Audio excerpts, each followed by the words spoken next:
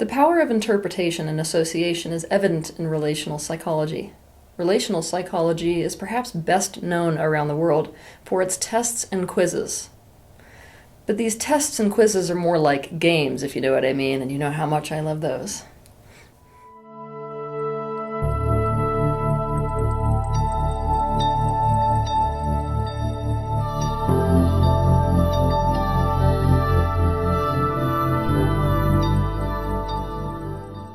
Most of these tests associated with relational psychology are designed to cause your subconscious mind to reveal the truth about you to your conscious mind or to a therapist.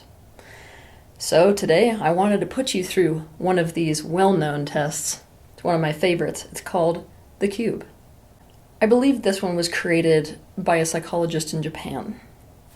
What I want you to do is to follow along with this exercise. But specifically, I want you to follow along in a way where you pay attention to how everything you see feels to you, not just on how it looks. Because a lot about the interpretation or the association that's formed is going to be evident through the way you feel about what you see, not just about the looks of what you see. For example, one person could say that they see the color blue, but they associate it with calm and serenity. Another person could say that they see the color green, but they associate it with calm and serenity. So even though two people are seeing two different things, they've got the same association for these different things.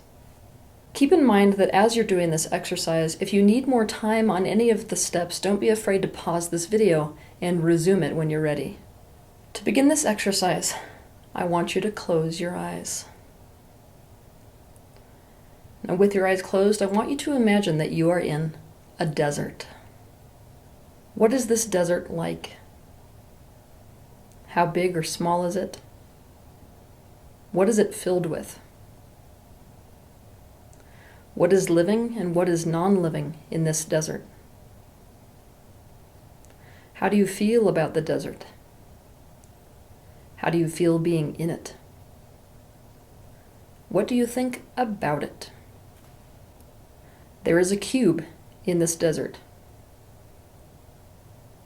How big is the cube? What substance is it made of? What is its texture? What is its color? What do you think about that substance and color? How do you feel about this cube? How far away is it from you? Is it transparent or not? In other words, can you see what's inside? How big is this cube compared to the desert? What's the ratio? There is a ladder. Is the ladder leaning on the cube or not? What is the color of the ladder? What is it made of?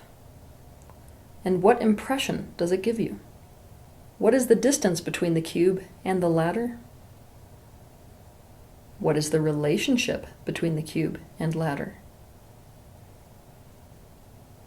In this desert, there is a horse. What is the distance between the cube and the horse? What is the color of the horse? What is this horse doing? What impression does it give you? Is it tied? Does it have a bridle? Does it have a saddle? There is also a storm in this desert. What is the distance between the storm and the cube?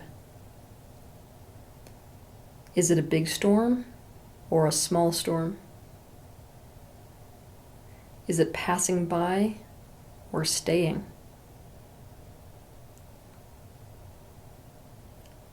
What are the qualities of this storm? How do you feel about this storm?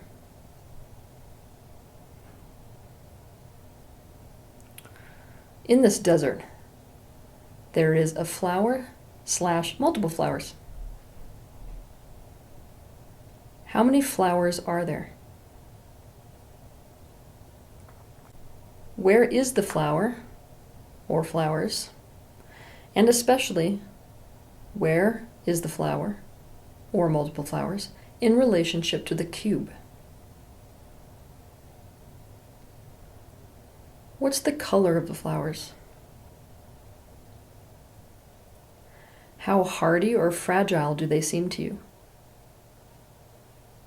How do you feel about the flowers? How do they feel about you? Ready for your answers? Okay, I want you to remember that your interpretation of what you saw also matters. But let's get into what they mean about you. Ready? The desert is a representation of your worldview or how you feel about the world in general. How giant or vast that desert is, that represents how vast your view of the world is, how much you comprehend of it. The conditions of this field represent your attitude towards the world at large, so that external reality that you live in. For example, if you don't have a lot of living things there, and if you're all by yourself here, what it means is that you think that the world is pretty lonely. If it seems like a lot of the elements are non-living, and it's pretty like dry and sparse, chances are you're pretty pessimistic, and the world that you live in, you don't feel like enriches your life very much. Or for example, let's imagine that your desert is not dull. Instead, it's vibrant and it's full of all kinds of things, both living and non-living. This suggests a more optimistic viewpoint towards the world, and also that you feel like the world contains a lot of richness for you, and you feel fully alive and happy to be in it. So, what does your desert tell you about the way you feel about the world? Cube. Now, the cube itself represents your personality, but more than that, your view of your own personality. It represents what you think about yourself. For example, let's say that your cube was made of yellow stones. And when you really feel into that, you feel like that yellow is warmth and the stones is about strength. Then it means that you think you're a very warm but very strong person. It's a way of simplifying it. The distance between yourself and the cube in this vision of yours represents just how well you know yourself or how close you feel to understanding yourself. People who are very close to the cube feel like they understand themselves and they get themselves and they see into themselves. People who are very, very distant tend to lack an overall awareness of their self, their personality, and how the world sees them. Also, the distance between yourself and the cube suggests just how integrated your conscious and subconscious is, your outer and inner world. People who have a very big distance between themselves and the cube in this scene tend to not really get into themselves to try to understand themselves. Instead, it's kind of like I don't know what's in there dynamic. The ratio of the cube relative to the desert itself, meaning how big or small your cube was and where it was, whether it's hovering right in front of your face or whatever, suggests a lot about how you feel about yourself in relationship to the rest of the world. Obviously, the more grand and in your face and large that cube is, the more you feel like you are very important and meant for big things in life. It also suggests that you like being the center of attention. People who see an excessively tiny cube, on the other hand, tend to feel smaller than life instead of larger than life, and they tend to feel like they're not meant for as much as the people who have a very large cube. To generalize, a cube that has a transparent surface, meaning you can see through it and see into it, tend to be people who are more open in general. They also tend to be people who are pretty transparent, pretty honest, pretty authentic. But this is where things get a little bit tricky and why you need to pay attention to what you feel. Sometimes if you can't see through a cube, it's more of an indication of the fact that a person does not feel like the people are capable of understanding, seeing, feeling, and hearing them. So it's not just an indication of whether you like to keep secrets. Some people who really want to be understood still see their cube as totally not able to be seen through because of the fact that they don't feel like other people understand them very well. Contrary to that, a person who has this transparent cube is more likely to think that they wear themselves on their sleeve and that other people actually do understand them because of it, see, feel, hear, or get them. Pretty much the best news that you have as somebody with a transparent cube is that you tend to be incredibly sincere. A cube that is made of water or ice psychologically suggests that you are at the influence of others. meaning that your personality, instead of being something that really is like a strong core, you experience your personality as being influenced by everything around you, people, places, things, circumstances, socialization, everything. Now let's pretend you see a hollow cube. This is an indication that as a persona or personality, you tend to care more about what's on the surface and about what you present to the world, more than you care about deep diving into what is the contents of your internal self. This doesn't mean that there isn't incredibly complex under the surface stuff to your personality. It just means that's not where your focus is, and that's definitely not what you're showing to the world. So if you see a hollow cube, for example, one of the questions you want to ask yourself is, why do I care so much about appearance? A cube that is made of metal or rock suggests that you have a very solid personality, which, completely opposite of the water or ice personality, is something that is not influenceable by others, meaning you have a very solid core, you know exactly who you are, and you do not want that thing to be influenced by other people. It also suggests that you're both dominant and consistent, so not a lot of variability in your personality. People can pretty much predict what you're going to do. On top of this, it can at times suggest that you do not want people to see into you. You feel more controlling about what you show to the world. And so either you don't see into yourself and maybe even don't spend a lot of time there, or you don't want others to. So why? What does the cube that you saw and the way you felt about it tell you about yourself? The ladder represents your goals. Obviously, the longer that ladder is, or the shorter it is representative of how big or small your goals really are. The distance between the ladder and the cube says a lot about what you're doing right now in your life relative to your goals. If that ladder is right next to you, maybe even leaning against the cube, it means you're putting everything into your goals. That's the thing that's the most important thing for you right now. If it's laying down on the floor somewhere away from you, it means that you're not really dedicating your focus and energy to your goals right now. That'd be an interesting thing to figure out why. Another thing, if your ladder is leaning on the cube, it means that your life is about your goals. You are an achievement-oriented person relative to one goal or many. It also suggests that you have a big goal to achieve. So let's say somebody who's decided that they must start a new program for some type of underprivileged child, or a person who must win a gold medal. That's a person who you're going to see the ladder leaning against the cube. If that ladder is extending way beyond the cube, sometimes you'll see that, where it's either freestanding like this and going way beyond the cube, or leaning on but still extending past the cube, then a person feels as if, in the current moment, those goals are not possible to achieve, or they're further or beyond them.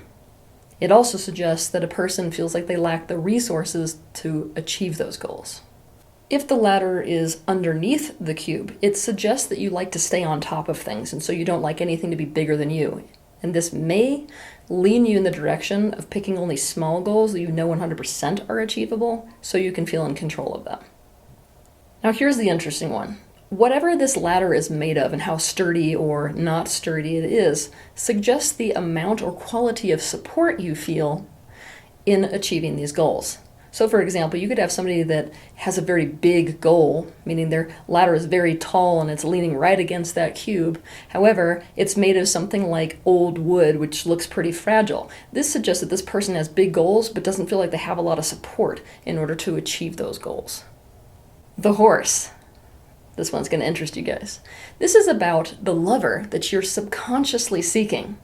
Not the consciously seeking one, the subconsciously seeking one. All right, so let's see what it means about you, shall we? If the horse is facing the cube, it means that you want all the attention of your lover. How close that horse is to your ladder suggests how much you want your lover's attention and focus to be towards supporting you in your goals and your life. If the horse has a bridle, and especially if it's tied in some way, this suggests that in your relationship that you're looking for subconsciously, you feel the need to be in control of your partner. So power dynamics in a relationship are quite important to you. If a horse has a saddle on, it means that you really want security in the relationship with your lover. Now let's pretend that you've got one of those horses that's running wild, running away from the cube. Maybe you have to chase it. totally wild, totally free. It means that the lover you're looking for is not oriented towards you necessarily. It's somebody who's wild, it's somebody who's spirited, it's somebody who's passionate, who cannot be tamed. In other words, you're somebody who values freedom in your lover and maybe even unpredictability. Oh, it also suggests, and I want those of you who are intimacy avoidant to think about this, if your lover is this wild horse, you may actually be looking for somebody on a subconscious level who's super independent and who doesn't lean on you too much. The storm. The storm represents the challenges or problems in your life. So obviously, if you've got a very small storm and it's far away from you, it kind of means, yeah, there are some problems within the world or within life itself, but they're manageable and they're kind of like over there right now. Obviously, to the opposite, if you have a super intense storm that's wreaking havoc, that's right over the top of the cube, you may feel like your problems are not surmountable or bigger than you, are too intense to deal with, and are right the hell on top of you. Now, one time, I actually did this with a person who saw a storm inside the cube. So when I said there's a storm in the desert, it was inside the cube. Obviously, this means that you see yourself as a person who's got an internal storm going on, probably on a subconscious level, that you need to resolve, but maybe avoiding. Again, thinking about the storm and thinking about the way you felt about it, what does that tell you about your relationship to the problems or challenges in your life? Flowers. All right, so in relational psychology circles, there's argument about what these flowers represent. In fact, there's actually argument relative to the ladder as well. But when it comes to the flowers, there are two main arguments for what it represents. The first argument is that the flowers represent your friends and or family, meaning your social connections in your life. So obviously, the amount of flowers you see represent the significant relationships to you. So let's break this down. Let's imagine that you've got a few flowers. That means that you've got a few very close, very important relationships with a few very special people. But let's say that you're somebody where in that desert, your desert's full of a ton of flowers.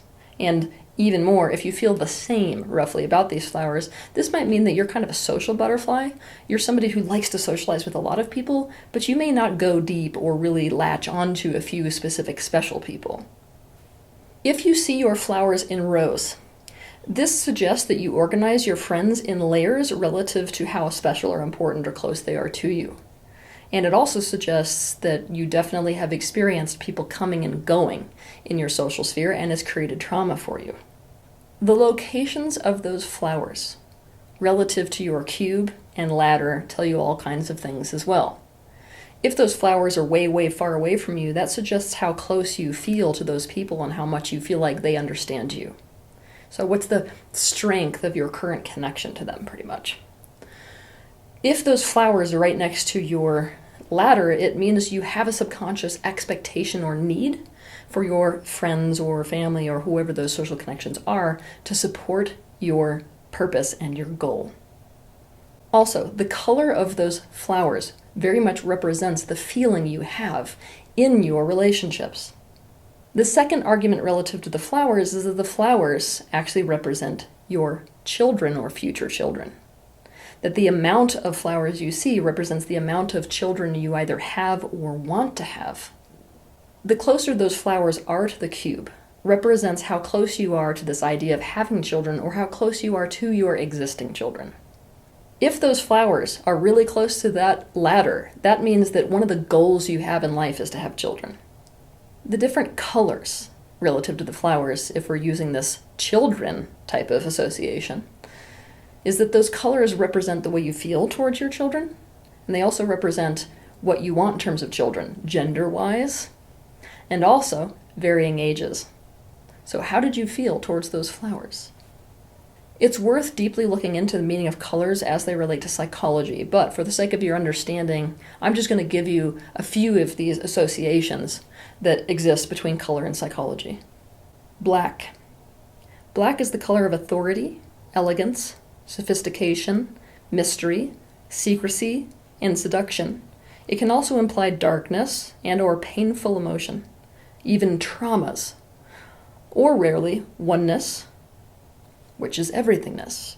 White symbolizes innocence, peace, purity, simplicity, cleanliness, and rarely nothingness, like a blank slate. Red. Red represents dominance, power, action, motivation, ambition, leadership, willpower, passion, and sexual energy. It is also the color that many people associate with romantic love. Pink. Pink represents softness, kindness, friendliness, nurturing, calming, love, and naivety. Orange. Orange represents energy, enthusiasm, excitement, attention-seeking, thrill, and warmth. Sometimes for people, it also represents intensity of emotions or sexuality. Blue. Blue represents knowledge, openness, royalty, loyalty, tranquility, calm, serenity, security, stability, reliability, and oftentimes sadness. Green.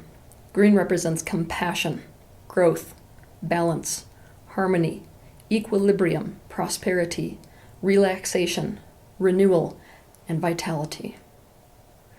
Yellow. Yellow represents optimism, joy, enthusiasm, and playfulness, overpowering, sociability, uplifting, cheer, inquisitiveness, and original thought. Purple.